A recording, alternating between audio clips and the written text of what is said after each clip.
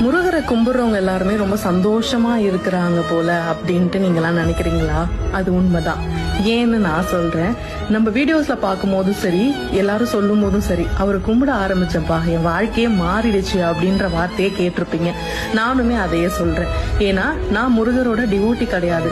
சாமி கும்பிடுறதே ரொம்ப கஷ்டப்பட்டு தான் கும்பிட்டுட்டு இருந்தேன்.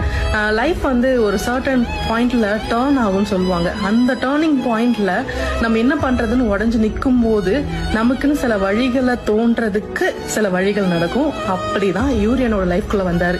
இவர் ஏன் வந்தாரு, எதுக்கு வந்தாரு, என்ன சேஞ்சஸ் பண்ணாரு, இதெல்லாம் பத்தி நான் ஆராய்ஞ்சதே கிடையாது. இவர் வந்ததுக்கு அப்புறம் வாழ்க்கை மாறிடுச்சுடா அப்படின்னு சொல்றது கேள்விப்பட்டிருக்கீங்களா? அது உண்மைதான்.